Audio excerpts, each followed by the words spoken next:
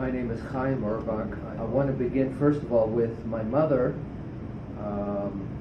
My mother was born in a town in what used to be called Galicia and is now western Ukraine, in a town called Tarnopol, which was horrendously anti-Semitic, to Tova and Nachum Leiner. Nachum was a bookkeeper, and they came from a Zionist family. Two of Nachum's brothers emigrated to what was then Palestine. But my mother's sole memory of Poland was a time when she was a small child, and she was put in front of the class by the teacher and was called a Parshiva Žid, which means a dirty Jew. That scarred her for life, and she refused to speak Polish when I was growing up, and only did so in her 70s when she came with my father to Poland and spoke in a church, and they knew she was born and raised in Poland, and she had no choice but to speak Polish. In the mid-30s, my grandfather, who did business with ethnic Germans, was warned by one of those business associates that bad times were coming to the Jews because this fellow traveled to Germany, saw what was going on in Nazi Germany, and he said to him, Mr. Leiner, you need to take your family and emigrate to Palestine. And that's what he did. He first of all sent my grandmother and mother and uncle to Israel, to Palestine. Then he eventually came there. My grandfather died of tuberculosis, which in those years was a Jewish disease. I never knew him. Then on my father's side, Hyman and Berta Urbach lived in a town called Skoczów, in a portion of Poland that is called Silesia, which went back and forth from Poland to Germany, which is why my father grew up speaking both German and Polish, and then eventually added another 5 languages to the roster. When the war broke out, my father was 17 years old, and he had a sense of what was coming, and he fled eventually along with his brother to Western Russia with his father's blessing. His father prayed the Aaronic blessing over him and said, I'm too old to leave, you go. And the Soviet government took the refugees and packed them into cattle cars and shipped them to Siberia, to a labor camp, where they labored for a year. And for some unknown reason, after a year, they were released.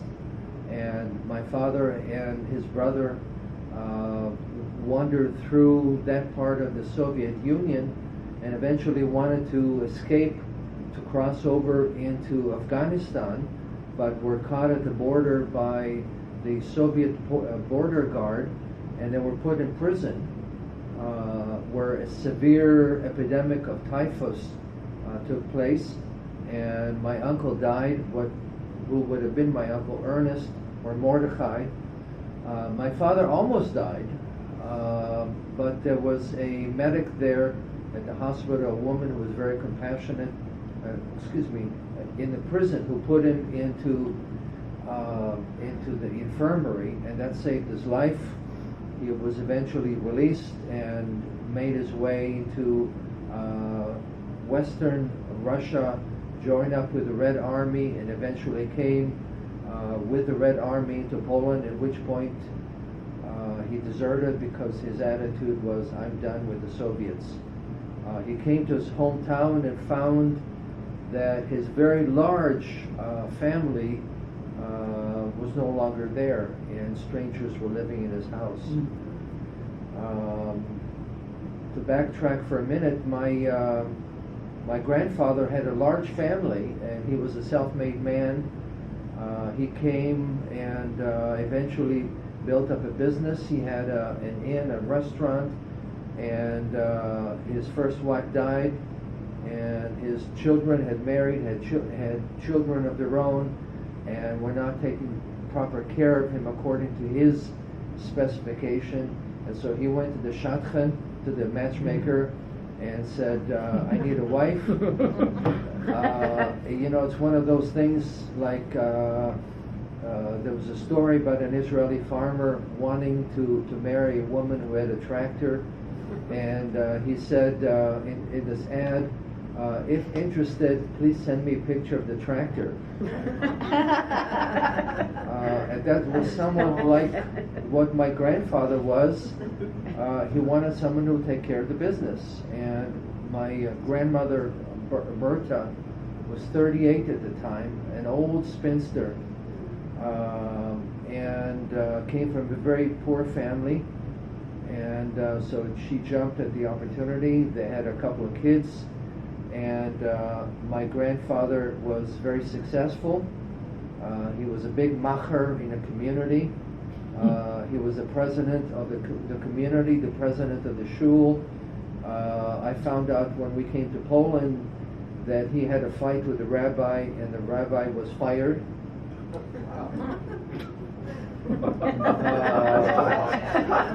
Watch out, Zach. He was a man of strong personality that he passed on to my father, and my father eventually came to Germany, and eventually then made his way to France, to Marseille, and boarded a ship. He was illegal on the ship, although the ship was legal, and came to Israel and met my mother, and within 6 weeks married, and it was same kind of situation like some of the other stories of, was it a love match? It was lonely, really, my whole world was turned upside down, so they married, and it was not exactly a love at first sight kind of a marriage, nor they somehow, by the grace of God, stuck together for 57 years. And so as a child growing up in Israel, I knew nothing about my father's experiences. And I came to find out later that was fairly typical of Holocaust survivors.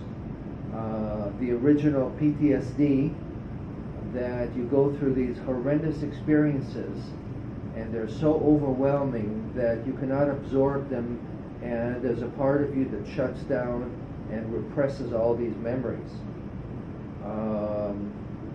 Eventually, a young gal that worked with my father started to write his story down, and he looked at it and put it away in a drawer, and then 10 years or so later, a gal who worked with him as his volunteer secretary saw that, and she prevailed on him that he should have the story written, and she interviewed him, and so for 6 weeks he had nightmares.